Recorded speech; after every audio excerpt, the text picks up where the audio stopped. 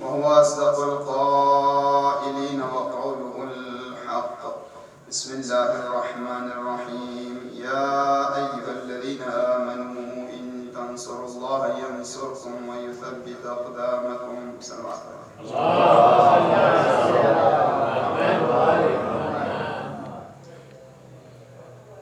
ہر ذکر حضرت ابا عبداللہ الحسین کا، ہر مجلس عزا اور ہر آ کر گزرنے والی تاریخ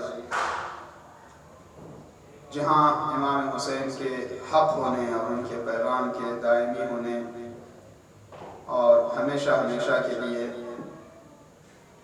تمام انسانوں کے لیے قیامت تک راہ ہدایت اور ذریعہ نجات ہونے کا پیغام ہے، وہیں پر یہ کربلا والوں کی جیت کا اعلان ہے اور یزید کی شکست فاش کا اعلان ہے۔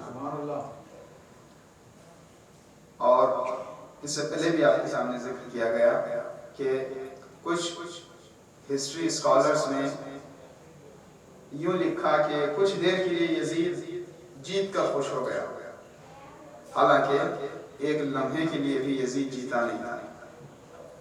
یہی وہ پیغام تھا جو سید سجاد نے بھی ایک مقام پر انہی ہنگاموں کے دوران ایک مرتبہ کسی نے تنزیہ انداز میں تانا دیتے تھے کہ آپ لوگ گئے تھے، آپ کے بابا حسین ابن علی نے یزید کے اگینسٹ اسٹینڈ لیا، کھڑے ہوئے، بیعت سے انکار کیا، یزید کے ہاتھ میں ہاتھ نہیں دیا اور گئے کوفے کی طرف گئے، کربلا تک گئے، اور اس کے بعد ہوا کیا، ریزلٹ کیا نکلا،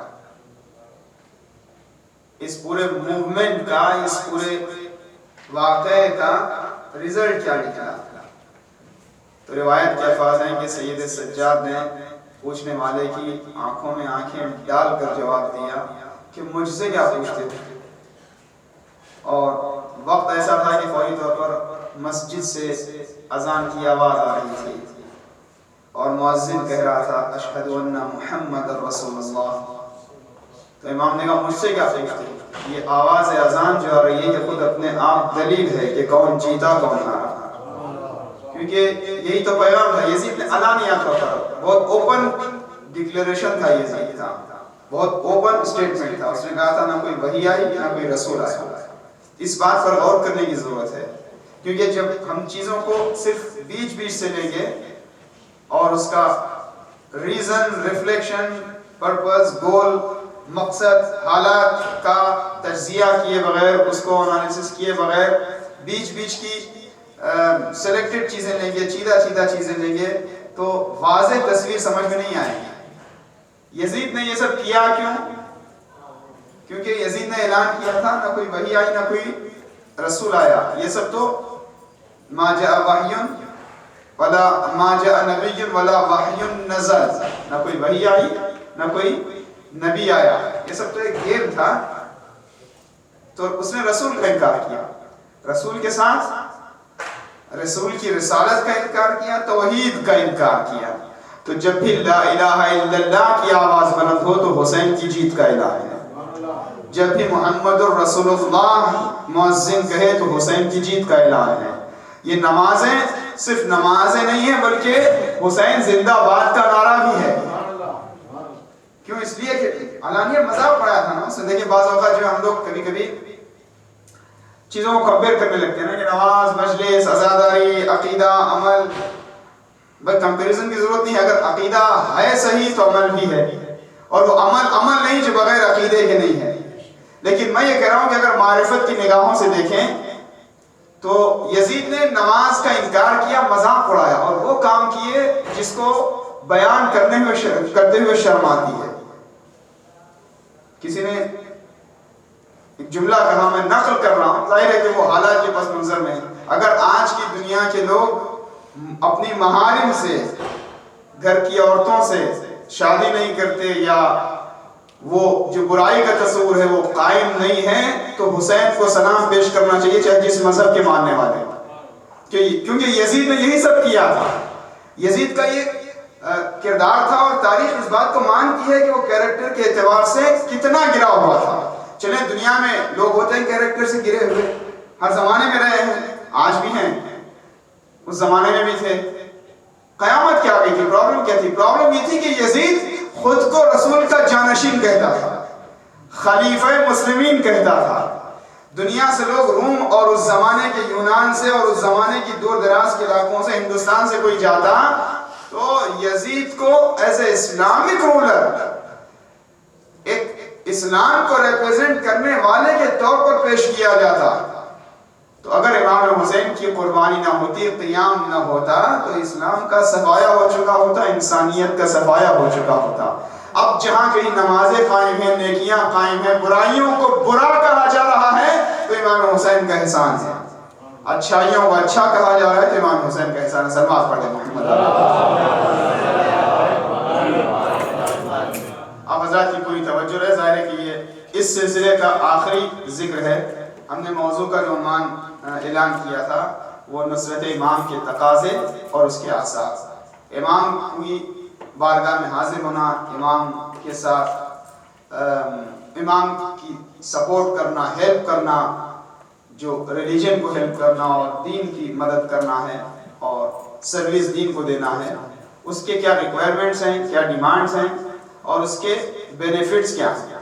ظاہر ہے کہ یہ موضوع اگر اور لمبا چلتا رہے تو بہت سی باتیں اس میں ہیں، اور جیسا کہ ہم نے پہلے بھی اشارہ کیا تھا، بہت سی ایسی بحثیں ہیں کہ جن کو ہم نے ٹچ تک نہیں کیا، کیونکہ آپ حضرات بزرگ تو جانتے ہی ہیں، بہتر پہچانتے ہیں کہ ایک لیکچر، ایک اکیڈمک کلاس اور ایک خاص اسٹینڈرڈ کے آڈینس کے ساتھ ایک انوائرمنٹ میں کسی موضوع پر لیکچر دینا ایک الگ ماحول رکھتا ہے۔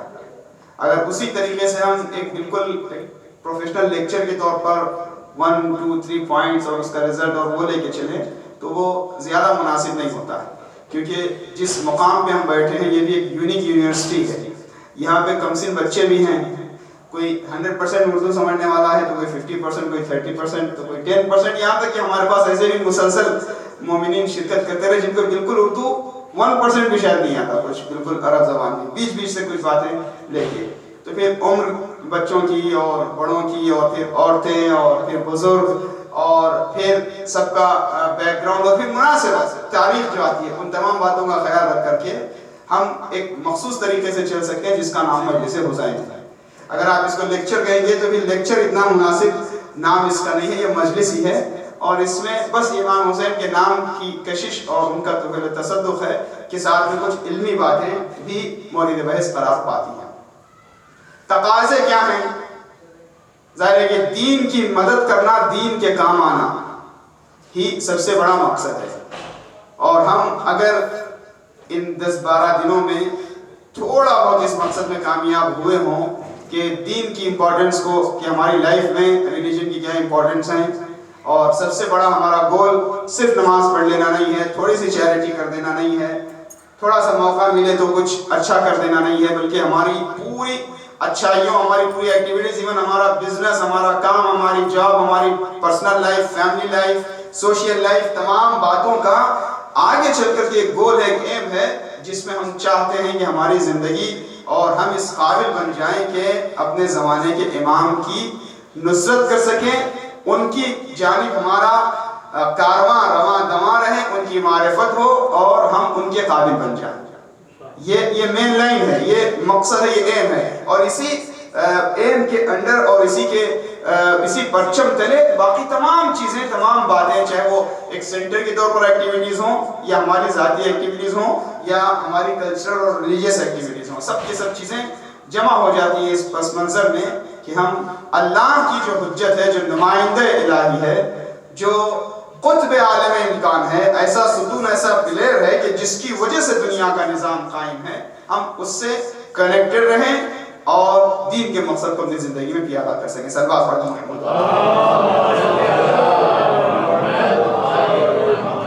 تو سروس دینے کے لیے، امام کی نصرت کرنے کے لیے، دین کی نصرت کرنے کے لیے کیا کیا چیزیں شرط ہیں؟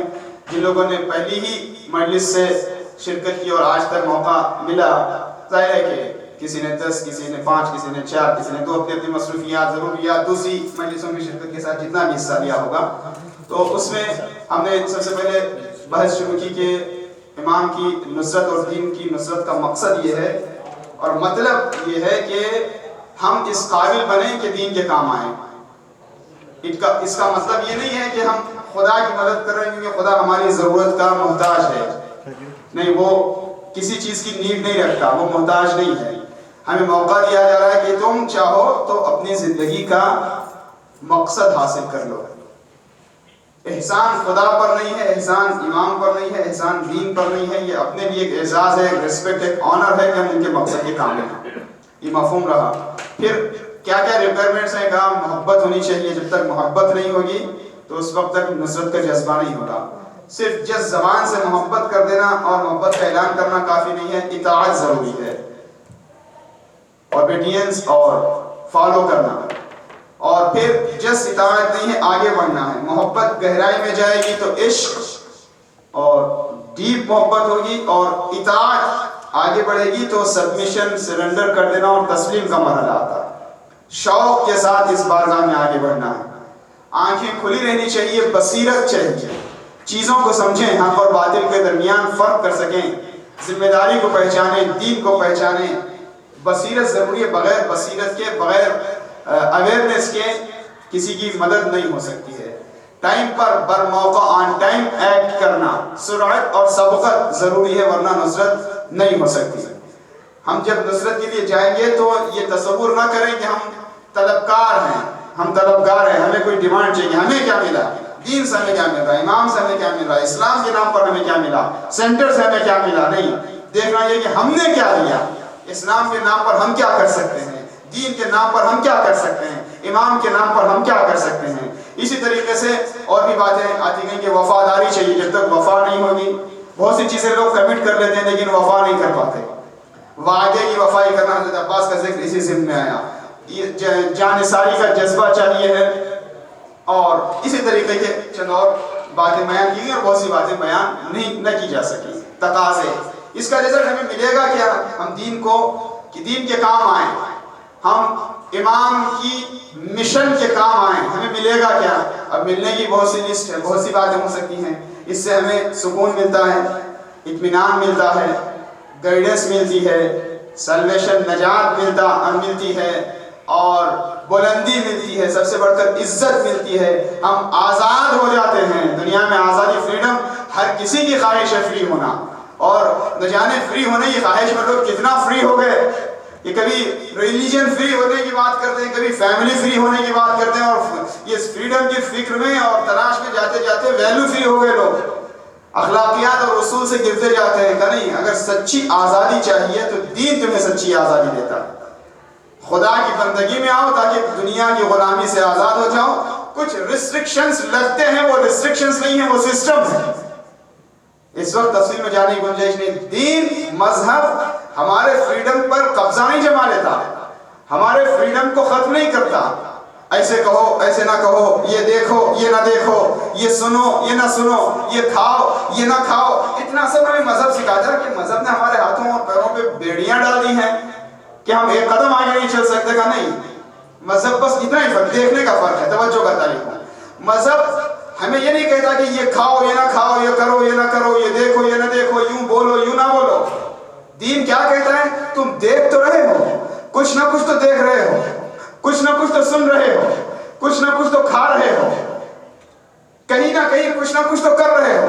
دین سکھاتا ہے کہ دیکھو تو کیسے دیکھو, سنو تو کیسے سنو اور کیا سنو, کھاؤ تو کیا کھاؤ اور کیسے کھاؤ, بیٹھو تو کہاں بیٹھو, بولو تو کب بولو, چپ رہو تو کب چپ رہو. اگر آپ کی توجہ رہے, ہمارے بولنے کا بھی جواب ہے, ہماری خاموشی کا بھی جواب دینا ہے. بعض اوقات جہاں خاموش نہیں بیٹھنا چاہیے وہاں خاموش بیٹھنا بھی جرم ہے, بولنا چاہیے. تو مذہب ہماری آزادی کو چھینتا نہیں ہے, ہمیں سسٹم دیتا ہے, طریقہ بتاتا ہے. کوئی تو ہے طریقہ. اگر ایسی آزادی نہ ہو, اگر ایسا سسٹم نہ ہو تو بھی دنیا کی کوئی کنٹری کا کوئی کانسٹیٹیوشن نہ ہو. چلیں, ہم لوگ کہتے ہیں کہ ہندوستان اور پاکستان آزاد ہو گیا تھا, اور سچائی میں سب مانتے ہیں کہ ابھی تک آزاد نہیں ہے. مگر یہاں کے لوگ تو کہتے ہیں کہ آزاد ہیں. اور کچھ حد تک کچھ زیادہ ہی فریڈم ہے، ٹھیک ہے بھائی اگر کوئی فری ہے، فریڈم پایا جاتا ہے یہاں پہ، تو کیا کوئی جہاں چاہے گاڑی چلا کے جا سکتا ہے؟ جب جی چاہا بھائی امریکہ آزاد کنٹری ہے، رائٹ سے جاؤ کہ لیفٹ سے جاؤ، گرین لائٹ پہ جاؤ کہ ریڈ لائٹ پہ جاؤ، کہا نہیں یہ سب نہیں ہو سکتا. آزادی کا مطلب ہی نہیں کہ آپ سسٹم کے تحت نہ چلیں، دوسروں کو ہرٹ کریں یا ڈسٹرب کریں، کہ بس اسی طریقے سے سسٹم پر چلنے کا نام ہی دین ہے. ان الدین عند اللہ الاسلام. بہرحال نصرت ایمان کے جو فائدے ہیں اس میں سے آزادی، عزت، شرافت، بلندی، اطمینان، طاقت، مضبوطی. غرض ایک لفظ میں ہم نصرت کے تقاضے کتنے پورے کرتے ہیں ان کی پھر بھی لسٹ ہے، اس کے بدلے میں جو ملتا ہے اس کی کوئی لسٹ نہیں ہے، حد نہیں ہے. تم تھوڑی ذمہ داری ادا کر کے دین اور ایمان کی نصرت میں آگے بڑھو تو تمہیں سب کچھ مل جاتا ہے. جو کچھ ہدایت اور نجات کے لیے ہے وہ سب کچھ راہ دین پر اور نصرت ایمان کی طفیل تصدق میں مل سکتا ہے. سلوات پڑھ دیں محمد.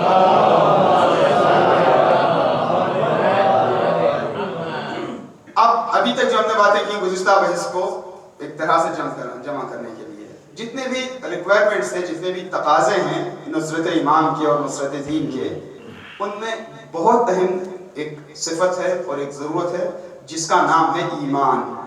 جان بوجھ کر ہم چاہ رہے ہیں کہ اسی پر گفتگو کو ختم کیا جائے. محبت کی بات، اطاعت کی بات، بصیرت کی بات، سرعت اور سبقت، جتنی بھی ضرورتیں ہیں، جتنے بھی تقاضے ہیں، جتنے بھی ڈیمانڈز ہیں، کنڈیشنز ہیں نصرت کے، وہ سب کا سب ایمان کے بیس پر ہے. اگر ایمان نہیں ہے تو پھر وہ یوں اطاعت کرنا، یوں نماز پڑھنا، یوں مجلس میں آنا اور اتنا صدقہ دینا اور اتنی چیریٹی کرنا، وہ سب کا سب کچھ دنیا کے اچھے کام دنیا میں اس کا بدلہ مل جا سکتا ہے. مگر وداؤٹ فیتھ، وداؤٹ ایمان، کوئی شرط اور کوئی تقاضا اہم نہیں ہے. سب سے بڑی بات ہے ایمان. اس پر شہزاد کا کام یہی ہے کہ ایمان کو مضبوط بنا دے. توجہ کا طالب ایمان شرط ہے. کیا مطلب ہے ایمان کا؟ ایمان یعنی آپ انگلش میں ڈکشنری میں جا کے دیکھیں گے ٹو ہیو فیتھ، بلیف، ماننا. کن چیزوں کو ماننا؟ خدا کو ماننا، خدا کی وحدانیت کو، ایک خدا کو ماننا جس کا نام ہے توحید. قیامت کو ماننا، حساب کتاب کو ماننا، رسول کی عظمت کو ماننا، رسالت کو ماننا، امام کو ماننا، امامت کو ماننا.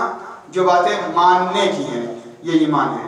اور جتنا مضبوطی سے ہم مانیں گے، یہ فیتھ جتنا اسٹرانگ ہوگا، اتنا ہی ہم ہر تقاضے کو پورا کر پائیں گے، اس کا اثر بھی اتنا ہی مضبوط ہوگا. توجہ کا تعلیم اور پوری گفتگو کو انشاءاللہ ہم ایک نتیجے تک پہنچا سکیں گے. سلوات پڑھیں محمد. ہمارے خیال سے تھوڑا سا اگر آگے تشریف لے آئے حضرات بہتر ہوگا. سلوات پڑھیں.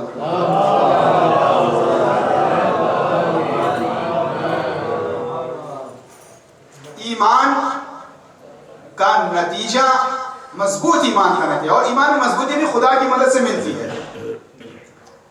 ایمان کی مضبوطی سے ہم مضبوط ہوتے ہیں، اسٹرانگ ہوتے ہیں. جتنا ایمان اسٹرانگ ہے اتنے زیادہ ہم اسٹرانگ ہوں گے. قرآن مجید کی آیت ہے کہ ایمان کا جو اثر ہے، سورہ مبارکہ انعام آیت نمبر 82، سورہ انعام آیت نمبر 82. یہ 82 سے 87 اور 85 اور 86 اگر ہم اردو نمبر گنائیں گے تو بہت سے اردو بول پانے والے بھی نمبر نہیں سمجھ پائیں گے. 36 اور 55 اور 57 اور پتہ نہیں کیا. ٹھیک ہے کوئی بات نہیں.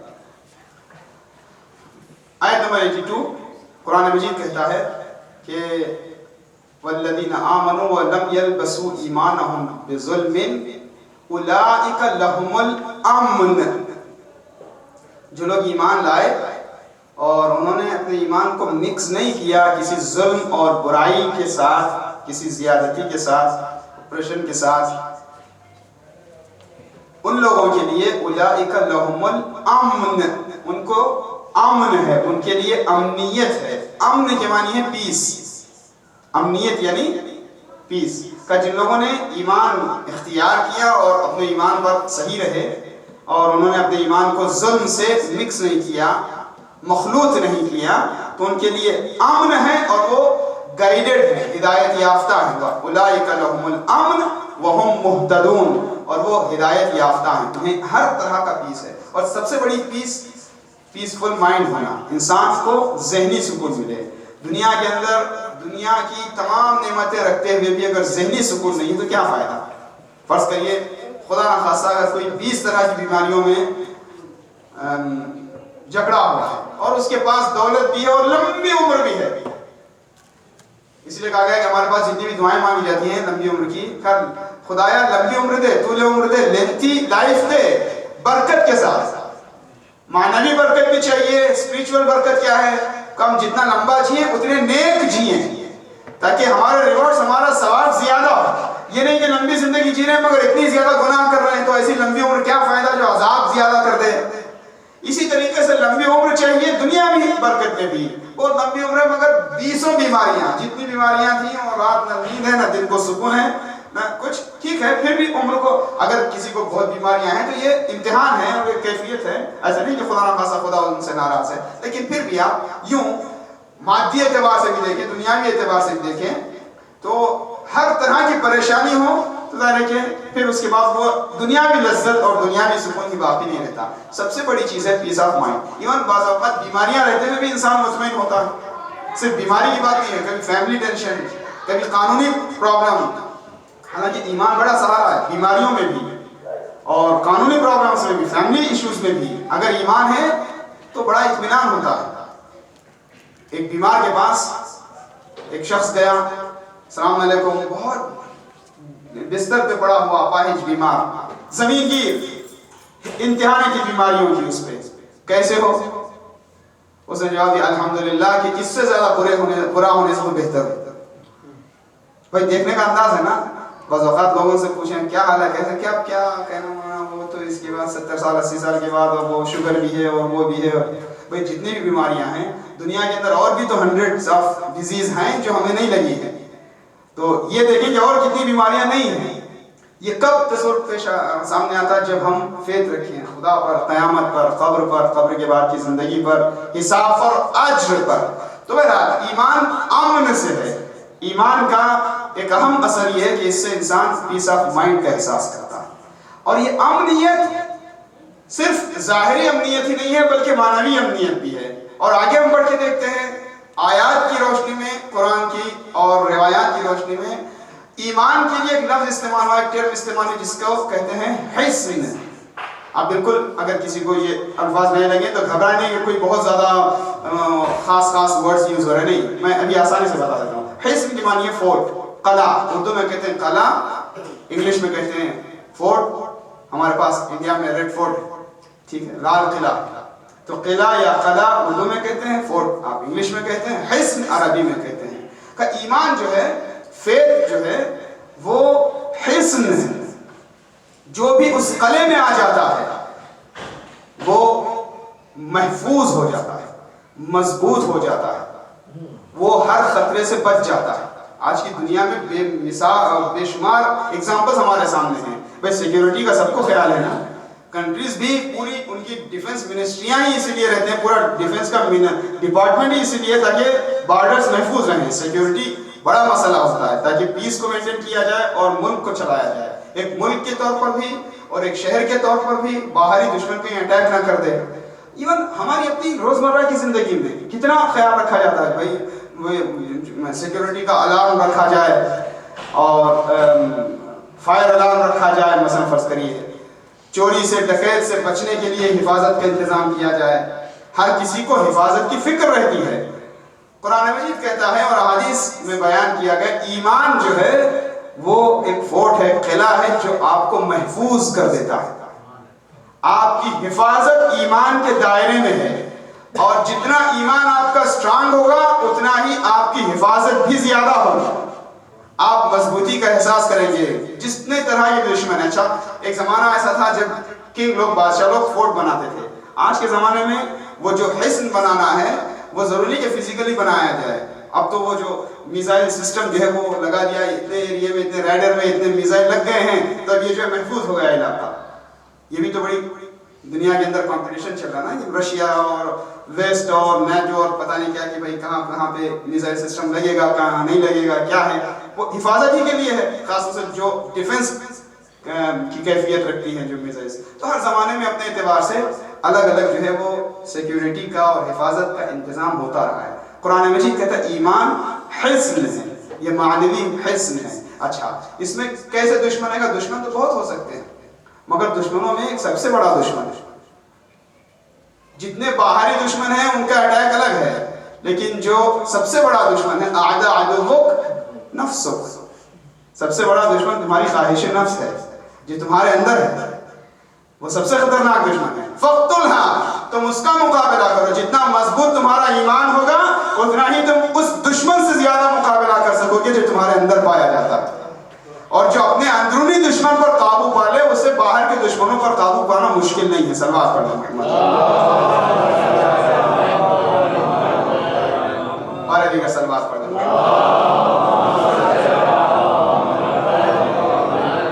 تو ایمان حصن ہے اور اس کا اثر حفاظت کا اور مضبوطی کا احساس ہے۔ قرآن مجید کہہ رہا ہے ان تنصروا اللہ ینصرکم ویثبت اقدامکم، اللہ تمہاری مدد کرتا ہے اور تمہارے قدم جما دیتا ہے، تمہیں مضبوط بنا دیتا ہے۔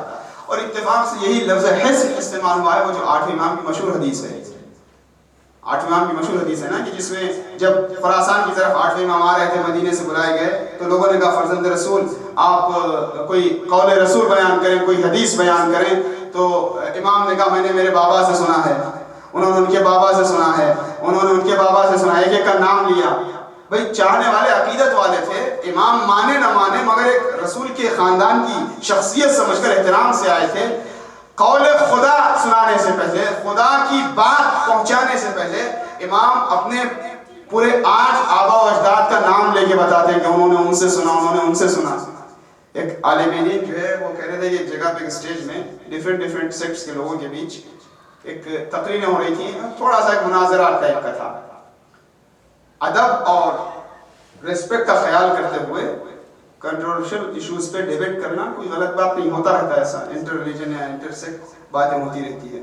تو وہ عالم کہہ رہے تھے کہ وہ جیسے ہی گئے، جب بھی مائک ان کے سامنے آتا تو جیسے مثلا وہ کہتے کہ امیر المومنین اور فلاں امیر المومنین جتنے لقب نام لے کر کے نے یہ فرمایا، تو تھوڑی دیر کے بعد دوسرے سے آپ اٹھتے اور وہ ایسے ہی طریقے کے جو صفات تھے جو مولا علی کے لیے ہیں وہ پورے کہہ کے کسی اور کا نام لیتے اور اس کی طرف سے، تب ان کو رد تو نہیں کر سکتے، ان کے ساتھ بدتمیزی تو نہیں ہو سکتی کہ تم یہ کیوں استعمال کر رہے ہو۔ یہ جو لقب مولا علی کا یا کسی امام کا استعمال کریں، بازو سے کوئی اٹھتا اور وہ جو ہے اپنے حساب سے وہ لقب استعمال کر لیتا۔ تو انہوں نے وہ کہتے ہیں کہ میں نے توسل کیا کہ کوئی ایسی بات میرے ذہن میں آ جائے کہ جس کا یہ جواب نہ دیں اور ماحول بھی برقرار رہے اور میں جو ہے آگے بھی بڑھ سکوں۔ تو پھر وہ کہتے ہیں کہ میں اٹھا اور میرے ذہن میں خیال آیا کہ میں کہوں کہ مولا علی مرتضیٰ نے، مولا علی رضا علیہ السلام نے فرمایا کہ میں نے میرے بابا موسیٰ کاظم سے سنا ہے، انہوں نے ان کے بابا جعفر صادق سے سنا ہے، انہوں نے ان کے بابا محمد باقر سے سنا ہے، انہوں نے ان کے بابا زین العابدین سے سنا ہے۔ جب یہ نسب اور یہ سلسلہ سنایا گیا تو کوئی ایسا تھا نہیں جو ایسا جواب لاتا، کیوں ایسا کوئی نسب لا ہے کہاں سے، ایسا کوئی سلسلہ پیش کہاں سے کر سکے، ایسے نام کہاں سے کوئی لا سکتا ہے، اور جب نام نہیں لا سکتا ہے تو ایسی ذوات مقدسہ کو کوئی کیا پیش کر سکتا ہے۔ صلوات پڑھیں محمد۔ اشہد انک کنت نورا فی الاسلاب الشامخہ، یہ انوار مقدسہ نور ہے، ان کے نام بلند ہیں، ان کی ذاتیں بلند ہیں، مسلسل آپ کے سامنے بیان ہوتا رہا ہے۔ یہ نام بڑے عظیم نام ہیں، رسول کا نام جن کے نام کے ساتھ کہا گیا 1000 مرتبہ شویم دہن بمشک و گلاب، 1000 بار میں گلاب اور مشک سے میں اپنا منہ دھو لوں تب بھی آپ کا نام نہیں لے سکتا۔ امیر وہ یہ نام خدا کے رکھے ہوئے نام ہیں۔ اور جیسے مثلا مولا علی کا نام علی ہے، علی کا مطلب ہی بلند ہے، اور اس کا اثر تاریخ میں یہ دیکھا گیا کہ جو بھی نام علی سے وابستہ ہو گیا بلند ہو گیا، اور جس کسی نے مخالفت کی اتنا ہی ذلیل ہو گیا۔ صلوات پڑھیں محمد۔ تو ایمان امن ہے، حفاظت ہے، اور وہ مکمل ہوتا ہے اسی حدیث میں 8ویں امام کی کہا لا الہ الا اللہ ایسا قلعہ ہے، ایسا فورٹ ہے، ایسا حصن ہے کہ جو بھی اس کے اندر آ گیا اسے نجات مل گئی، اور جو بھی اس کے اندر نہیں آیا وہ ہلاک ہو گیا۔ تو توحید ان تنصر اللہ ینصرکم، اللہ کی نصرت کرو، تم دین کے دائرے میں آ جاؤ، دین کے پابند بن جاؤ، وہ تمہاری مدد کرتا ہے. صرف عام مدد نہیں ہوتی، اس کی مدد یہ ہوتی ہے کہ وہ یثبت اقدامکم، تمہیں مضبوط بنا دیتا ہے، اتنا مضبوط کہ دنیا کی کوئی طاقت تمہیں کمزور نہ کر سکے. تو یہ آثار میں سے جو نصرت دین کے ہیں اس میں اہم ترین اثر مضبوطی، کمزوری کا احساس نہ ہونا، دنیا کی پریشانیوں سے مقابلے کی طاقت رکھنا، اور دنیا کے اندر سر بلند جینا. کبھی یہ ہے کہ مد مقابل کمزور سمجھے، اور اس سے زیادہ خطرناک یہ ہے کہ آدمی خود اپنے آپ کو کمزور سمجھے. صلوات علی محمد. ایمان حصن ہے اور اس کے ذریعے سے مضبوطی آتی ہے. کس کو مضبوطی آتی ہے؟ ہر مومن کو. ہر مومن اگر اس کے پاس ایمان کی دولت ہے اور وہ تقاضے کو پورا کرے تو وہ اسٹرانگ ہے. کتنا اسٹرانگ ہے؟ خاص طور سے یہ بحثیں اس زمانے میں بہت زیادہ امپورٹنٹ ہیں کہ آدمی ذہنی پریشانیوں میں مبتلا ہے، سب کچھ ہوتے ہوئے بھی لوگ اسٹریس کا شکار ہیں. دنیا کے اندر خوشیوں کی تعداد بڑھتی جا رہی ہے. کیوں؟ ایمان کا کمزور ہونا، خدا اور قیامت پر یقین نہ ہونا. تھوڑا سا کچھ مل گیا تو اتنے زیادہ خوش ہو گئے کہ حد میں نہیں رہے. تھوڑا سا کچھ کھو دیا، کچھ مس کیا تو اتنے مایوس ہوئے کہ انہوں نے اپنا بیلنس نہیں بچایا. اگر ایمان ہے تو خوش بھی رہو تو حد میں رہو گے، پریشان بھی رہو گے تو مایوس نہیں ہو جاؤ گے. زندگی کا مقصد تمہیں نظر آئے گا. ذاتی زندگی سے آگے بڑھتے ہیں. قومی زندگی، ایک سوسائٹی کے طور پر، ایک سماج کے طور پر، ایک قوم کے طور پر، پوری دنیا کی قوموں کے لیے، انسانیت کے لیے جب ایک انسان مضبوط ہو جاتا ہے ایمان کی وجہ سے، یثبت اقدامکم، اللہ اس کے قدم جمع دیتا ہے. تو اگر مومنین جمع ہو جائیں، ایک انسان کتنا مضبوط ہوتا ہے؟ دیکھیے مثال دی گئی ہے حدیث میں کہ مومن کی ایگزامپل ایک مضبوط درخت کی طرح ہے. ایک ایسا ٹری جو بہت اسٹرانگ ہو، ایک تناور درخت جو سایہ دار ہو، پھل بھی دے پھول بھی دے. توجہ کا تعلیم، مومن کی مثال ایک مضبوط درخت جیسی ہے جو سایہ بھی دیتا ہے اور جس سے فروٹ بھی ملتا ہے دنیا کو. ایک مضبوط درخت ہے مومن. اب اس کا مطلب کیا ہے؟ جو مومن ہے اس سے لوگوں کو فائدہ پہنچے گا. سب سے پہلی بات، مومن سے دوسروں کو فائدہ پہنچتا ہے، یہاں تک کہ نہ چاہنے والوں کو فائدہ پہنچتا ہے، یہاں تک کہ نہ ماننے والوں کو فائدہ پہنچتا ہے. پھل ایسے ہی مضبوط درخت نہیں ہے، پھلدار درخت کی طرح ہوتا ہے مومن، جو دوسروں کو پھل دے سکے. اسی لیے کہا گیا الدین النصیحہ، انسان دوسروں کی بھلائی چاہتا ہے. جہاں کہیں ہوتا ہے. مومن کی پہچان یہ ہے جس بزم میں ہے لوگوں کو اس کا ہونا، اس کی موجودگی اچھا لگتا ہے. ٹھیک ہے، آگے بڑھتے ہیں. دوسرا اثر، جو سایہ دار درخت ہوتا ہے، جو بھی آ جائے اس کے سائے میں اسے سکون دیتا ہے، شیڈو ملتا ہے، اس سے سایہ ملتا ہے. اب آپ تاریخ چاہیں تو پڑھیں، چاہیں اس کو سوچتے رہیں. مومن وہ جس سے دوسروں کو سایہ ملے، غیر بھی آ جائے، نہ ماننے والا بھی آ جائے، یہاں تک کہ دشمن بھی آ جائے. چوتھے امام کے پاس مروان بن حکم. کون مروان؟ جو اہل بیت کی دشمنی میں سر فہرست آنے والے نام ہیں ان میں سے ایک مروان بن حکم ہے. وہ جس نے ولید کے دربار میں کہا تھا حسین کو جانے نہ دے. میں بہت زیادہ تاریخ کے اس واقعے کی ڈیٹیل میں نہیں جاؤں گا. ولید نے امام حسین کو بلا کے کہا کہ یزید کا پیغام آیا ہے، بیعت کرو. امام نے کہا کہ میں اکیلے میں تھوڑی جواب دوں گا، تم لوگوں کے سامنے کل پوچھو میں جواب دوں گا. تو ولید تھوڑا سا کوشش یہ کر رہا تھا کہ ایک نارمل طریقے سے بات کرے، کسی طریقے سے. اتنے میں مروان آگے بڑھا اور کہتا ہے ولید یہیں سے حسین سے بیعت لے لے ورنہ سر لے لے. حسین یہاں سے گئے تو نہیں ملنے والے. یہاں امام حسین نے کہا تھا لئیم ابن لئیم نے، ایک بدبخت اور ذلیل جو کردار کے اعتبار سے بھی، خاندان اور ذات اور ہر اعتبار سے بھی بدبخت ہے، اس نے مجھے موت اور ذلت کے درمیان مختار کیا ہے، اختیار دیا ہے. حیات بن عبداللہ. یہی آواز بلند ہوئی تھی. حضرت عباس ساتھیوں کے ساتھ اندر آئے تھے. یہ وہی مروان ہے جسے امام حسن مجتبیٰ کے جنازے پر تیروں کی بارش کروائی تھی. یہ مروان جس کی دشمنی کی حد نہیں ہے. اگر آپ توجہ کر کے سن سکیں اور امام کی زندگی کے رخ کے اس پہلو کو دیکھ سکیں کہ یہ مروان جب امام کی شہادت کے بعد، امام حسین کی شہادت کے بعد جب لوگ مدینے میں یزید کے خلاف اٹھے، جنرل عام لوگوں نے جو ہے وہ بغاوت کی تھی، سب اٹھ کھڑے ہو گئے تھے، تو مروان بن حکم کو بھی خطرہ ہوا۔ تاریخ کہتی ہے کہ مروان بن حکم واقعہ کربلا کے بعد، کوفہ اور شام کے حالات کے بعد، اپنی پوری فیملی کی لیڈیز کو اور پورے خاندان بنی امیہ کی عورتوں کو لے کے چوتھے امام کے گھر پہنچا کہ آپ پناہ دیں۔ امام زین العابدین نے خاندان مروان کو، ان کی عورتوں کو، بچوں کو ایک طویل عرصے تک اپنے گھر مہمان بنا کے دنیا کو ثبوت پیش کیا کہ دیکھو دشمن بھی اس بارگاہ میں آتا ہے تو ہم اسے پناہ دیتے ہیں، کہ اللہ کی رحمت دیکھنا ہو تو ان کی مہربانی کو دیکھو، تم ان کی مہربانی دیکھو گے تو اللہ کا رحمان ہونا سمجھ میں آئے گا۔ رحمان کا مطلب کیا ہے؟ رحیم اور رحمان کے درمیان یہی فرق ہے۔ رحیم اللہ کی خاص رحمت، رحمان اللہ کی عام رحمت۔ خدا فرعون پہ پانی بند نہیں کرتا، خدا نمرود پہ ہوا بند نہیں کرتا، خداوند عالم ظالموں کو فوراً اپنی دنیا کی نعمتیں بند نہیں کرتا۔ بس یہی اہل بیت کا بھی کردار ہے، اگر ان کی بارگاہ میں کوئی آ جائے تو اپنی عطا روکتے نہیں ہیں، اپنا پرایا نہیں دیکھتے۔ جیسے خدا کی عطا اپنا پرایا نہیں دیکھتی، ویسے اہل بیت کی عطا اپنا پرایا نہیں دیکھتی۔ صلوات پڑھ لیں محمد تو مومن مضبوط درخت کی طرح ہوتا ہے، اس کا سایہ سب کو پہنچتا ہے۔ مضبوط درخت ہونے کا مطلب کیا ہے؟ جس کی جڑیں اندر سے مضبوط ہوں اور جس کی شاخیں تازہ ہوں۔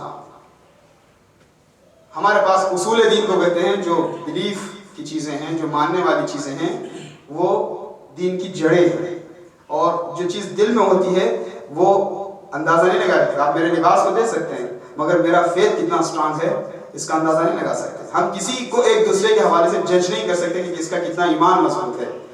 کیا نظر آتا ہے؟ نظر آتا ہے کردار۔ یہی کیفیت ہے کہ درخت کی جڑیں اندر ہوتی ہیں، ڈالیاں، شاخیں، اس کی برانچز نظر آتی ہیں۔ ہاں، برانچز کا اور شاخوں کا تازہ ہونا، پھلدار اور پھولدار ہونا جڑوں کی مضبوطی کی نشانی ہوتی ہے۔ کہ بس مومن کا کردار بھی ایسا ہوتا ہے، اگر اس کا کردار اچھا ہے تو اس کے ایمان کے مضبوط ہونے کی دلیل ہے۔ اور جب مضبوطی کی بات ہوتی ہے، میں ہمارے اس زمانے کے حوالے سے عرض کروں، جب درخت مضبوط ہوتا ہے تو وہ ہوا کے معمولی جھونکوں سے گر نہیں جاتا۔ ابھی ہمارے پاس یہاں ہیریکن وارننگ تھی، لیکن بہت زیادہ جتنا شور تھا اتنا زیادہ تو دیکھنے میں نہیں ملا۔ مگر ہوتا کیا ہے، آپ لوگ تو پرانے یہاں کی تجربے رکھتے ہیں، بہت زیادہ تیز ہوا چلتی ہے تو درخت زمین پہ گرنے لگتے ہیں، چھوٹے چھوٹے جو پودے ہیں زمین پہ گرنے لگتے ہیں۔ اور اگر کہیں سیلاب آیا، پانی بہا، ریورس کے پاس، لیکس کے پاس جو چھوٹے چھوٹے لاڈلے سے پودے ہوتے ہیں معمولی سے، جن کی جڑیں بہت زیادہ مضبوط نہیں ہوتی ہیں اور جن کی شاخیں بھی بہت زیادہ دھوپ اور پریشانی دیکھی بھی نہیں رہتی ہیں، وہ فوری طور پر بہہ جاتے ہیں، ختم ہو جاتے ہیں۔ استاد مطہری نے ایک ٹرم یوز کی ہے، ایک لفظ استعمال کیا ہے، عزادار امام حسین جو ہوتا ہے وہ صالح بھی ہے، مصلح بھی ہے۔ صالح یعنی نیک ہونا، مصلح یعنی نیک بنانے والا۔ خود نیک، مصلح یعنی جو نیک بنائے، جو دوسروں کے لیے نیکی کا سبب بنے۔ ایک تناور درخت، ایک مضبوط درخت کا مطلب ہے کہ عزادار امام حسین جو مومن ہے وہ دنیا کے فسق و فجور میں، دنیا کی برائیوں کے درمیان، ایسا نہیں کہ وہ بھی برائی کے ماحول میں بہہ کر برا بن جائے۔ مضبوط اگر درخت ہے تو ہوا آگے اس سے ٹکراتی ہے، ریورس ہو جاتی ہے، اپنا ڈائریکشن چینج کر لیتی ہے۔ پانی بہ رہا ہے، طوفان ہو گیا، سیلاب ہو گیا، پانی آ رہا، پانی آ کے مضبوط چٹان اگر ہے تو وہاں تک پانی ٹکرا کے وہاں سے ریورس ہوگا اور اپنا ڈائریکشن چینج کر لے گا۔ بس یہی کیفیت ہے دنیا میں، عزادار امام حسین برائی کے ماحول میں خود بہ نہیں جاتا، برے ماحول کو صحیح ڈائریکشن دیتا ہے، اس کو راستہ دکھاتا ہے، وہ ایسے ہی بہ کر ختم نہیں ہو جاتا۔ کبھی کبھی سوال پیدا ہو سکتا ہے، ذرا پریکٹیکل ہو کے بات کرنی چاہیے۔ آج کے زمانے میں، جس زمانے میں ہم جیتے ہیں، برائی کے اڈے اتنے عام ہیں، بغیر زحمت کے انسان آنکھوں سے گناہ کرے، بغیر زحمت کے، بغیر پریشانی کے، کم خرچے میں، بغیر خرچے کے انسان گناہوں کے دلدل میں پھنس جاتا ہے۔ بچنے کے راستے کم ہیں، بھٹکنے کے راستے زیادہ ہیں کہ نہیں ہے؟ ایک ریالٹی ہے۔ کردار بچانا مشکل ہے، بھٹک جانا بہت آسان ہے، خواہش نفس بھی ہے۔ تو ایسے میں کیسے بچائے رکھیں؟ کیا خوب مثال دی گئی کسی حدیث کی روشنی میں۔ اگر ایک کشتی کا سائز کتنا چھوٹا سا، دریا بڑا ہے یا کشتی بڑی ہے؟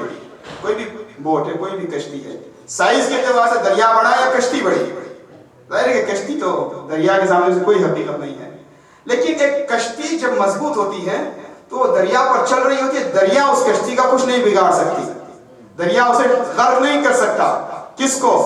دریا میں چلنے والی ایک کشتی کو۔ پورا دریا ہے مگر اس پر کشتی آرام سے چل رہی ہے، پورا دریا بڑا ہوتے ہوئے بھی کشتی کا کوئی نقصان نہیں کر سکتا۔ پرابلم کب آتی ہے؟ جب کشتی میں سوراخ پڑ جائے، ایک چھوٹا سا سوراخ ہوا، اب اس کا بہت جلد ڈوب جانا، غرق ہو جانا یقینی ہے۔ اس مجلس اعضاء کا کام یہی ہے کہ کشتی ایمان کو مضبوط بنا کر اس میں کوئی سوراخ ہونے دے، کشتی مضبوط رہے، تاکہ دنیا کے اندر جو فسق و فجور کا طوفان اور دریا بہ رہا ہے اس کے اندر رہتے ہوئے بھی اپنے ایمان اور کردار و اخلاق کو بچائے رکھے۔ صلوات پڑھ دیں۔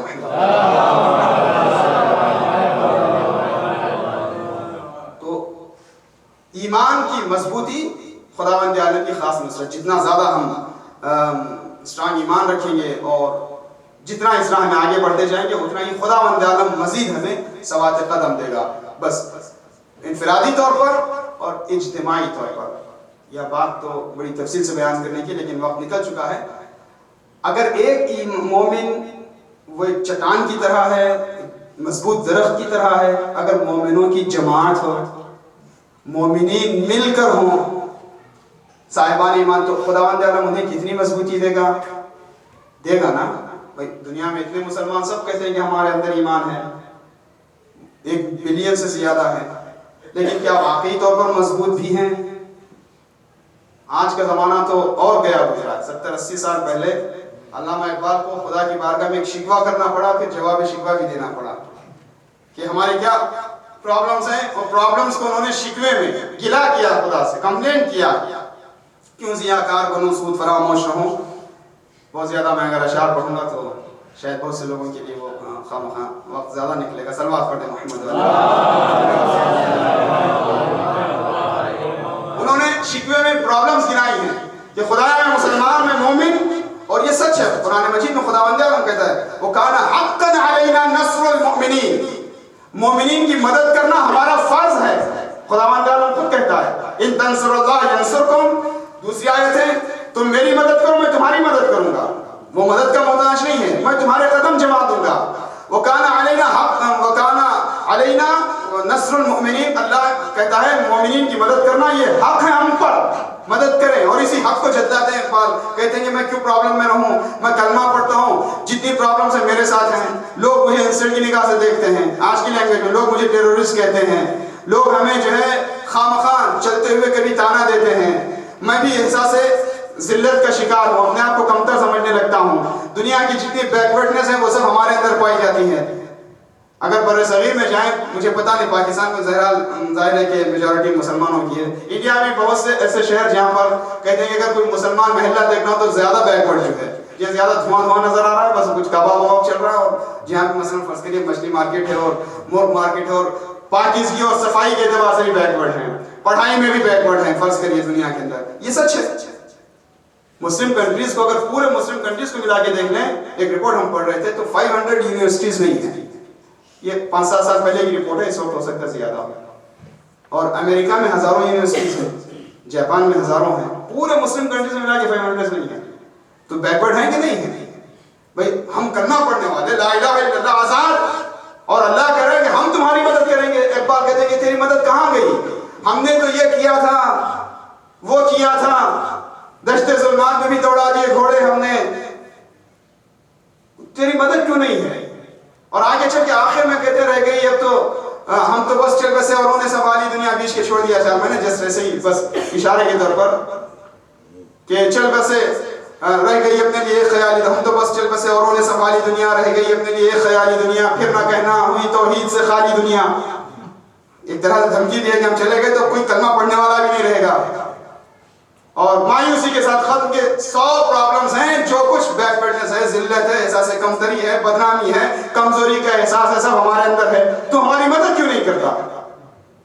پھر جواب انہوں نے جواب دیا کہ بھائی میری آواز کو یہ آسمان میں اور فرشتوں میں بحث ہو رہی تھی، یہ کون ہے کون بول رہا، ہوتے ہوتے کہا کہ ہم مدد کرنا تو چاہتے ہیں، ہم تو مائل بکرم ہیں، کوئی سائل ہی نہیں، راہ دکھلائیں کسے رہنو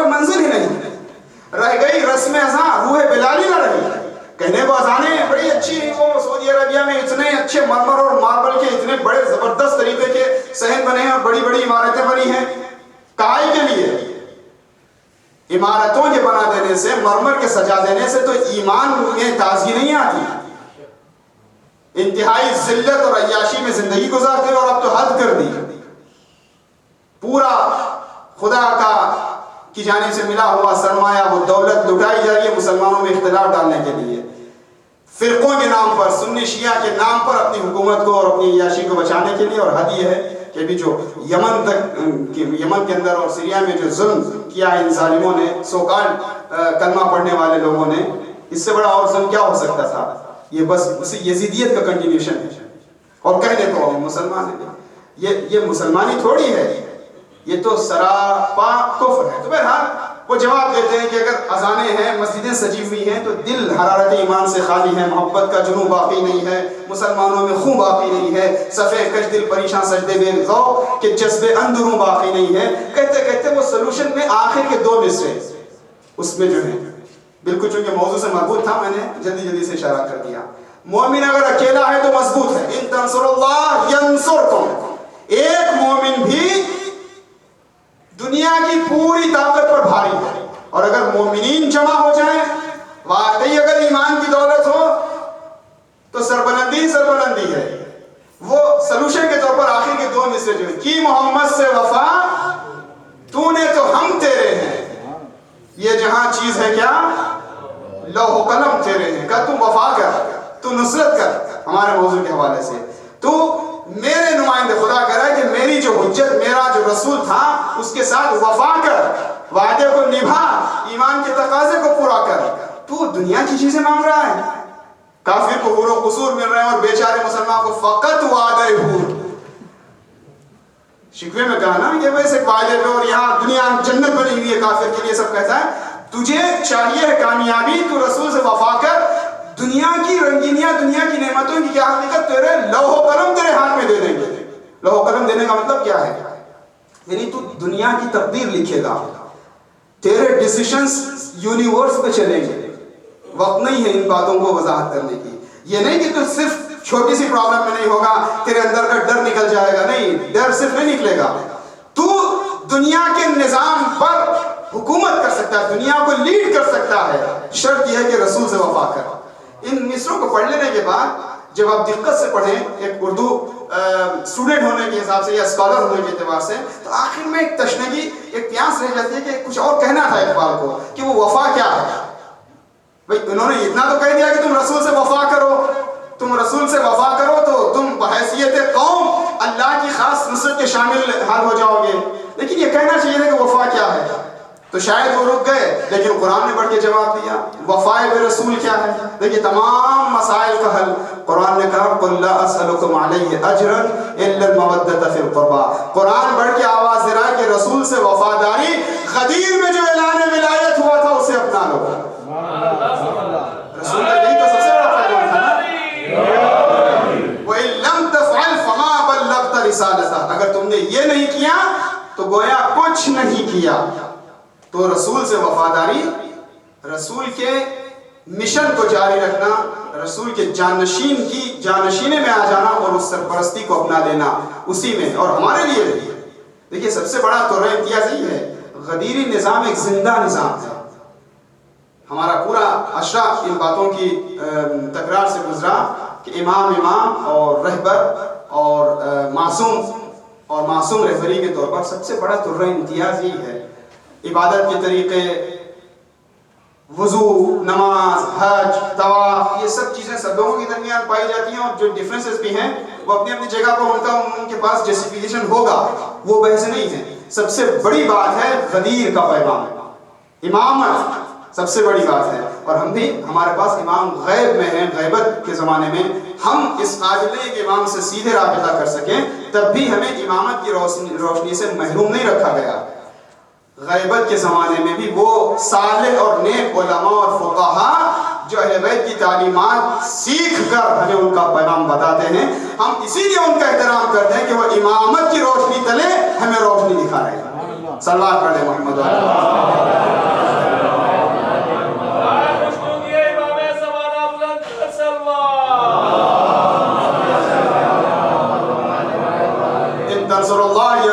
وَيُثَبِّتْ أَقْدَامَكُمْ. ہمیں مضبوطی چاہیے.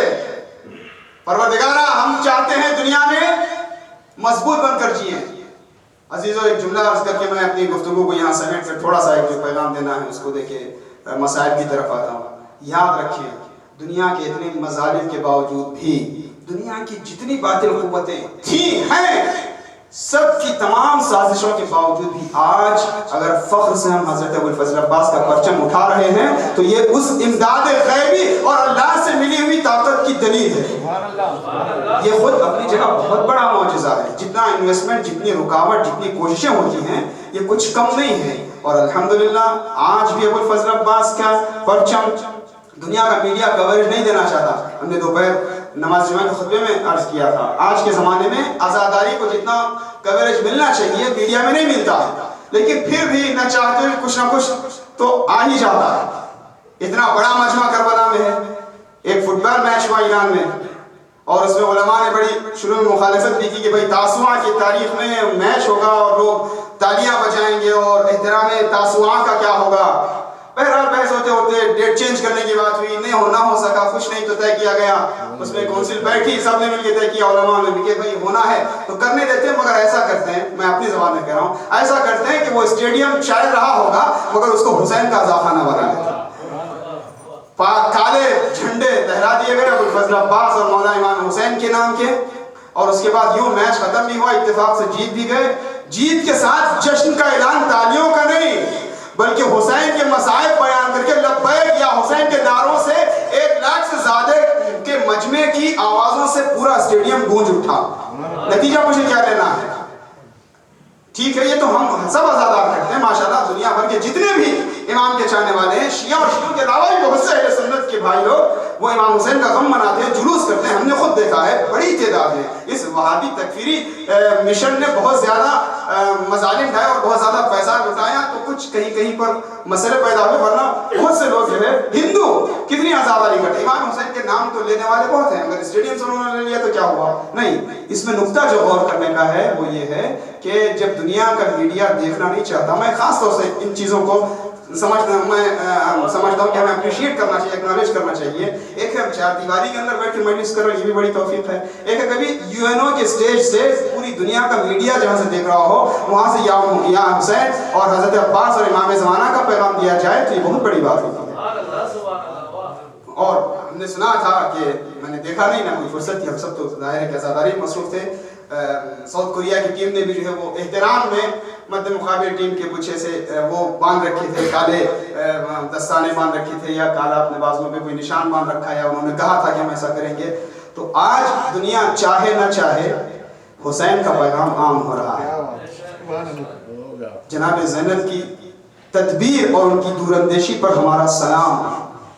بی بی نے جو فرش عزا کا انعقاد کیا یہ صرف بہن کا بھائی کے غم میں گریہ کرنا نہیں تھا، قیامت تک کے لیے حسین کے پیغام کو عام کرنا تھا. تو یہ کیا ہے؟ کہ يثبت اقدامكم وكان حقا علينا نصر المؤمنین. تعداد کی 72 کی دنیا کے لوگ نام کے لیے کیا کیا نہیں کرتے، نام کی تلاش میں کیا کیا نہیں کرتے. کیا کسی کا نام اتنا بھی بلند ہو سکتا ہے جتنا کربلا والوں کا بلند ہوا؟ وَكَانَ حَقًّا عَلَيْنَا نَصْرُ الْمُؤْمِنِينَ. اللہ جسے چاہے مدد کرے. عزیزو وقت تمام ہو چنا مگر ختم کرتے کرتے ایک تھوڑا سا انالیسس کرنا ہے اور ہم نے یہ دیکھنا ہے جلدی سے کہ ہم نے کیا پایا. حسین کی بارگاہ میں ہم آئے 12 دن آنا کے سلسلہ چلے گا انشاءاللہ. میں آپ تمام حضرات سے ریکویسٹ کرتا ہوں، مینجمنٹ سے بھی، والنٹیئر سے بھی، کہ کوشش کریں انشاءاللہ ٹائم پر شروع کریں، مومنین ٹائم پر آ جائیں. اس میں سب کا فائدہ ہوگا اور سب سے بڑھ کر اس میں نظم و ضبط برقرار رہے گا. یہی سلسلہ چلے انشاءاللہ. ٹائم پر شروع ہو، ٹائم پر ختم ہو. آگے کی پروگرامز بھی دور سے آنے والوں کے لیے آسانی رہے گی، سب کے لیے بھی آسانی رہے گی. صلوات پڑھ دیں. الحمدللہ 12 دن خدا نے توفیق دی، خدا کی عطا تھی، ہم سب اس بارگاہ میں آئے. دیکھنا ہے کہ ہم نے کتنا پایا. اگر کوئی یہ سمجھے کہ اس نے نہیں پایا تو یہ ناشکری ہے.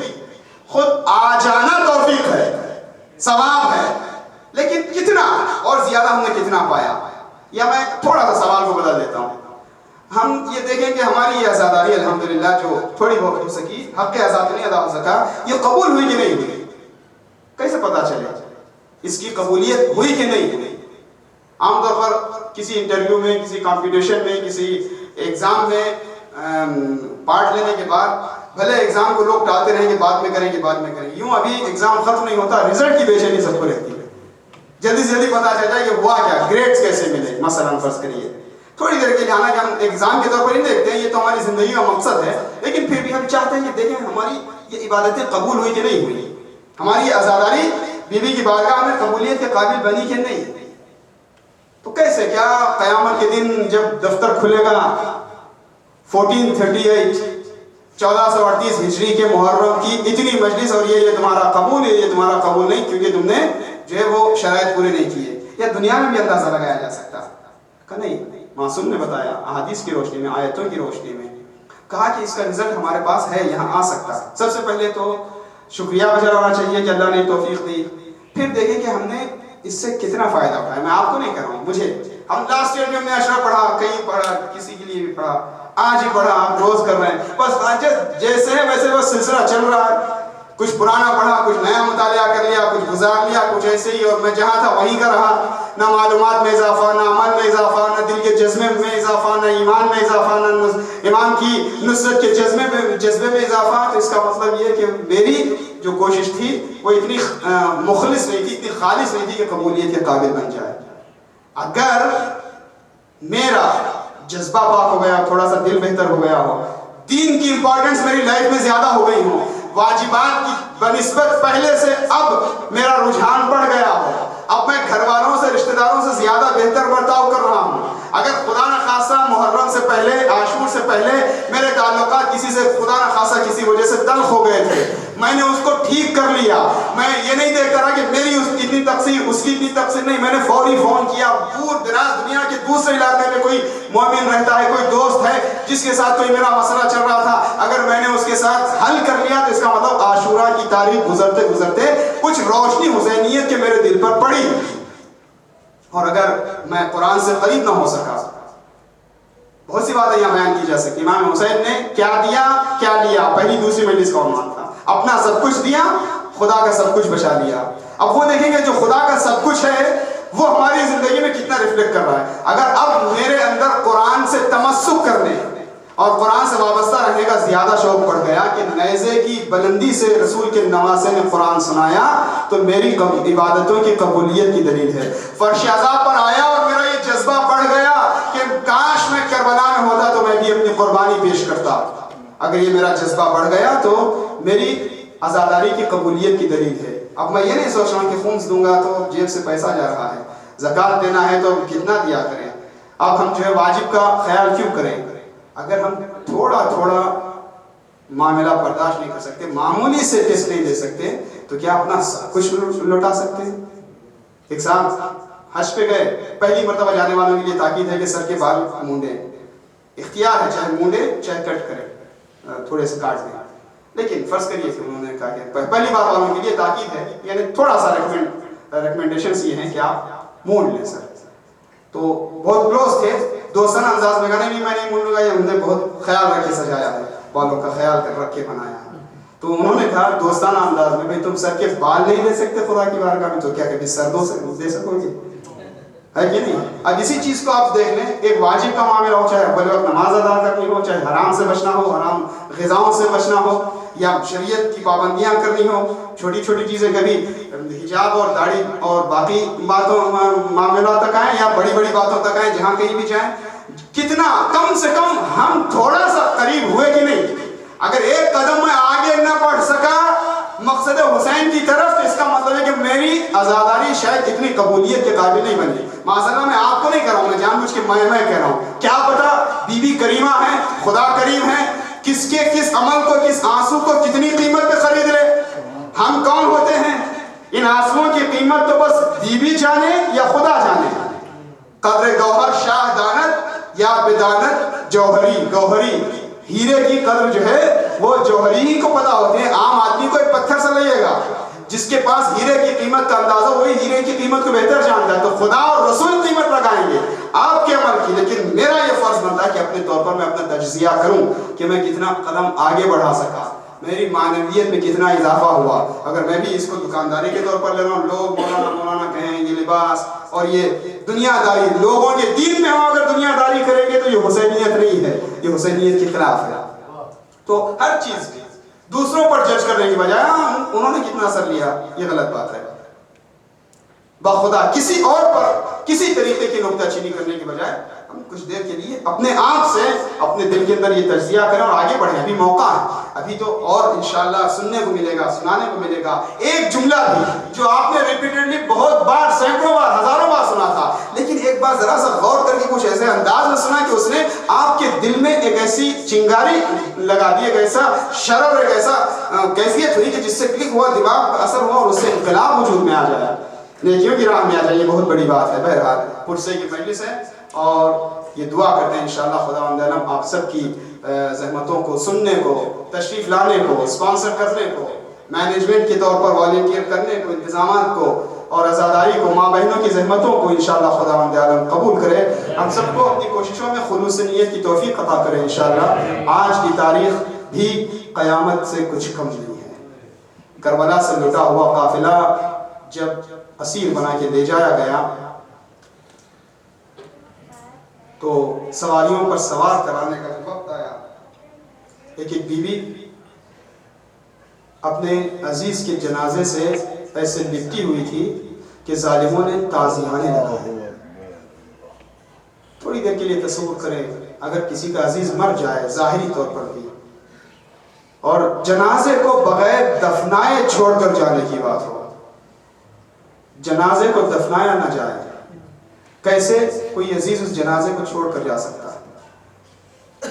دنیا کا دستور ہے کہ خدا نخواستہ حادثے میں کسی جوان کی موت ہوتی ہے, کسی قریب ترین عزیز کی ناگہانی بھی موت ہوتی ہے, تو اس وقت سکون میسر ہو جاتا ہے جب جنازے کو دفنا دیا جاتا ہے. اللہ اکبر. ام فروا کس طرح قاسم کے پامال بدن کو چھوڑ کر چلے, رباب کس طرح سے کربلا میں علی اصغر کو چھوڑ کر سواری پر سوار ہو جائے, ام لیلہ کس طرح علی اکبر جوان بیٹے کے جنازے کو چھوڑ کر چلے, اور ہر بیوی سے بڑھ کر زینب کس طرح کربلا کی زمین چھوڑ کر حسین کے جنازے کو پامال چھوڑ کر سواری پر سوار ہو جائے. ظالموں نے تعزیانے لگائے, اذیتیں پہنچائی, بے کجاوا اماریوں کو لایا گیا, اونٹوں پر محملیں نہیں تھی. ہر بیوی کو زینب نے آگے بڑھ کر سوار کرایا, ہر بیوی کو زینب نے کہا گھبراؤ نہیں, آج عباس نہیں تو کیا ہوا, علی اکبر نہیں تو کیا ہوا, میرا ماجایا حسین نہیں تو کیا ہوا, زینب تمہیں سواریوں پر سوار کرائے گی. اور جب زینب کو سواری پر سوار ہونے کا وقت آیا, الفاظ بیان کیے جاتے ہیں کہ ایک مرتبہ بیوی نے دائیں بائیں دیکھا, پھر علی اکبر کو نہیں پکارا, بھائی حسین کو نہیں یاد کیا, ایک مرتبہ نشیب کی جانب آواز ڈالی, آئین آخل عباس, بھیا عباس تم کہاں ہو. جب مدینے سے قافلہ چلا تھا تو بی بی کے سوار ہونے کا عالم یہ تھا کہ حسین کرسی سے اٹھے تھے, علی اکبر کے سر سے ماما گرا تھا, عباس کے ہاتھ سے تلوار چھوٹی تھی, بنی ہاشم کے جوانوں کے جھرمٹ میں زینب احترام کے ساتھ جناب ابوالفضل عباس کے سہارے سوار ہوئی تھی. اور آج جب سواری پر سوار ہونے کا وقت آیا تو کوئی مدد کرنے کے لیے تیار نہیں تھا. ایسے میں ایک بیمار نے اپنی پشت کا سہارا دیا, پھپھی اماں آج میرا چچا عباس نہیں تو کیا ہوا, یہ بیمار آپ کو سوار کرائے گا. قافلہ کربلا سے چلا, مدینہ کوفے کو سجایا گیا تھا, کوفے کے قریب لے جایا گیا. ان مسائل کی جانب اشارہ نہیں کرنا ہے, ظاہر ایک طرح سے سبب کی مجلس ہے اور یہ زیارت کی مجلس کہلاتی ہے, اور اس سلسلے میں دفن شہداء کے حوالے سے جو خاص کیفیتیں ہیں وہ بیان کی جاتی ہیں کہ یوں تو کربلا کی زمین پر مقتل پر بکھرے ہوئے لاشیں تھے, شہداء کے جنازے تھے جنہیں دفنایا نہیں گیا تھا. اور ستم بالا ستم یہ ہے کہ لشکر یزید کے جتنے ظالم سپاہی تھے سب کے جنازوں کو اٹھایا گیا, انہیں دفنایا گیا, انہیں جنہیں کوفے منتقل کیا جانا تھا سب ہوا, سب کے جنازوں کے ساتھ احترام ہوا. لیکن رسول کا نواسا, اس کے ساتھیوں کے جنازے پامال بدن کربلا کی ریت پر پڑے رہے. 3 दिन बज़ाहिर गुजरे, बनी असद के कबीले के लोगों को याद आया। हुसैन ने जब ज़मीन खरीदी थी उनसे, हुसैन ने ज़मीन खरीदी थी करबला की, उनसे वादा लिया था कि देखो जब हम शहीद कर दिए जाएं तो हमारे जनाज़ों को दफनाने के लिए तुम आना। जब वो चलने लगे, बनी असद के कबीले की औरतों ने पूछा कहाँ जा रहे हो? कहा हम इन पामाल लाशों को दफनाने के लिए जा रहे हैं। औरतों ने कहा हमसे भी वादा लिया गया था, हम भी चलेंगी। रिवायत क्या, और आज तक वो लोग बज़ाहिर वो रस्म निभाते हैं। आज के ज़माने में भी 12-13 मुहर्रम की तारीख में बनी असद के कबीले की नस्लों के लोग करबला में उस मक़तल की जगह पर उसी तरह से तैयार हो के आते हैं कफन पहनाने के लिए जैसे बनी असद के कबीले के लोग आए थे।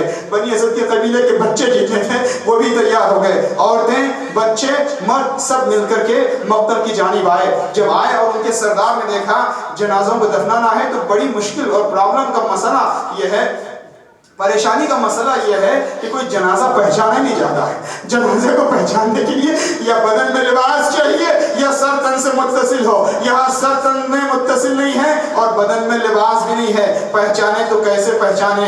ऐसे में बनी असद के लोगों ने देखा कूफे की राह से एक सवार आ गया, गुबार उठा, एक सवार आ रहा है। देखते ही देखते एक सवार आया, एक मुसाफिर आया। आ तो गया मुसाफिर बाइजाज़ इमामत, लेकिन उसके हाथों में हथकड़ियाँ थी, पैरों में बेड़ियाँ थी, गले में खारदार तौक था। हथकड़ी काटी गई, पैर से बेड़ी को निकाला गया, लेकिन चूंकि जरूरत ही थी, इमामत की ताकत भी जरूरतन इस्तेमाल की जाती है, तौक को छोड़ दिया गया। शायद यही वजह है बाज़ रिवायतों के एतबार से 1 साल तक तौक गर्दने सैयद सज्जाद पे लगा रहा, और जब वो तौक जुदा किया गया तो गर्दन से खून निकला था, जख्मी गर्दन नजर आई थी। अज़ादारों, जब पहुंचा मुसाफिर, आने के बाद उन्होंने पूछा, आने वाले सवार ने पूछा बनी असद के कबीले के लोगों से कि तुम करना क्या चाहते हो? कहा हम जनाजों को दफनाना चाहते हैं। तो मसला क्या है? मसला यही है कि कोई लाश पहचानी नहीं जाती, कोई लाश की शनाख्त नहीं हो पाती। इमाम ने कहा तुम घबराओ नहीं, मैं जनाजों की शनाख्त बताता हूँ। बनी असद के कबीले के सरदार ने पहले ही कहा था एक बड़ी सी कब्र बनाएंगे और उस कब्र में जनाजों को शहदा के दफना देंगे। आज भी जब आप ज़ियारत के लिए जाते हैं, इंशाअल्लाह खुदा हम सबको ऐसी तारीख में खासतौर से ज़ियारत का शरफ मैसर फरमाए। एक मुकाम है जिसको कहते हैं गंज शहीदा, तमाम शहीदों के जनाजे एक ही जगह पर तमाम शहदा को दफनाया गया। ज़्यादातर शहदा उसी गंज शहीदा में दफना दिए गए, और उसके बाद एक एक जनाजे की पहचान इमाम बताते रहे। ये बुरैर का जनाजा है, ये मुस्लिम नौसजा है, ये हबीब इब्न मज़ाहिर है, ये ज़ुहैर क़ैन है। एक मरतबा एक मुकाम पे सैयद सज्जाद बैठ गए, ये मेरे पामाल भाई कासिम का बदन है। एक मुकाम आया, जनाब सैयद सज्जाद सीना थाम कर बैठ गए, ये मेरे भैया अली अकबर का जनाजा है, जिसके तीरों पर बर्छी, जिसके सीने पर तीर लगा और जिसके सीने पर सिना लगा। एक एक शहीद का जनाजा पहचानवाते रहे बया और उसको दफनाते रहे, यहाँ तक कि जब मजलूम सैयद सज्जाद अपने बाबा के पामाल बदन के करीब पहुंचे, खुद को गिरा दिया। बाबा बाबा, ये बेकसूर लाचार बेटा आज बइजाज़ इमामत आया है, अपने पामाल बदन को, अपने बाबा के पामाल बदन को, बस आखिरी जुमलात हैं। इमाम ने अपने बाबा के पामाल बदन को उठाया, आमादा कब्र मिली, खाक के कब्र को हटाया और अपने बाबा के पामाल बदन को कब्र मुतहर के अंदर रखा। तो हाथ नमूदार हुए, शबीह दस्ते रसूल। इमाम सैयद सज्जाद ने इमाम हुसैन के बदले अतहर को जमीन पर रखा। अज़ादारों, बहुत सवाब है तशय्ये जनाजा का, बहुत ज़्यादा सवाब है। किसी के कफन और दफन में शरीक होने का इतना अज्र है कि जिसकी कोई इंतहा नहीं है। अल्लाह अकबर। सैयद सज्जाद ने कब्र पर खाक भी डाल दी, और ये दस्तूर है, उसूल है कि जब किसी की कब्र बनाओ तो पानी से कब्र को मोहर किया जाता है। सैयद सज्जाद कब्र हुसैन पर बैठ गए, आंखों से आंसुओं का सैलाब जारी था, गोया ये कब्र को मोहर करने का काम हो रहा था। उंगली रखी कब्र हुसैन पे, हादा कब्र हुसैन इब्न अली अल्लज़ी क़तलूहु अत्शाना, ये उस हुसैन की कब्र है जिसे प्यासा शहीद कर दिया गया।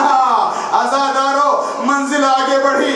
जब बनी असद के कबीले वाले दफना चुके तो जाने लगे वापस। जब जाने लगे, सैयद सज्जाद ने कहा क्यों जा रहे हो? कहा कि अब तो लाशें खत्म हो गए। का नहीं, ये लाशें यही थे जो खत्म हो गए, लेकिन एक लाश दूर है। आज भी जो लोग जियारत के लिए जाते हैं, जानते हैं ना, बैनुल हरमैन इमाम हुसैन के मज़ार से अबुल फजल अब्बास के मज़ार तक कुछ फासला है। का एक मक्तल के नशे में एक और जनाजा है।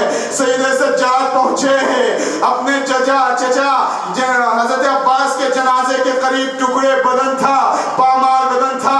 रिवायत के अल्फाज हैं, एक हसीन एक चटाई ली, बदन अबुल फजल अब्बास को रखा गया, بنی اسد کے قبیلے کے لوگوں سے کہا تم چلے جاؤ، یہاں تک کہ پھر قبر کے اندر سید سجاد آئے۔ بنی اسد کے قبیلے کے لوگ پریشان ہو گئے کہ آنے والا مسافر قبر کے باہر کیوں نہیں آیا؟ پھر جا کے قریب دیکھا تو کیا دیکھا؟ سینہ عباس پر سر رکھ کر سید سجاد بیان کر رہے ہیں، چچا عباس، اے میرے جری چچا، آپ کی شہادت کے بعد آپ کی شہزادی زینب و ام کلثوم کے سروں سے چادریں چھین لی گئیں۔ اے میرے چچا، کاش ہوتے تو دیکھتے کس طرح سکینہ کو تماچے لگائے جا رہے ہیں، وہ تمہیں یاد کرتی جائے۔ اللہ لعنت اللہ علی القوم الظالمین وسيعلم الذين ظلموا أي منقلب ينقلبون انا للہ و انا الیہ راجعون۔ آپ حضرات سے گزارش ہے اس فاتحہ کی تلاوت فرما کر یوسف علی ابن غلام حسین وکیل، ظفر اللہ ابن جعفر بھائی، تراب علی ابن علی بھائی فاتحہ اور تمام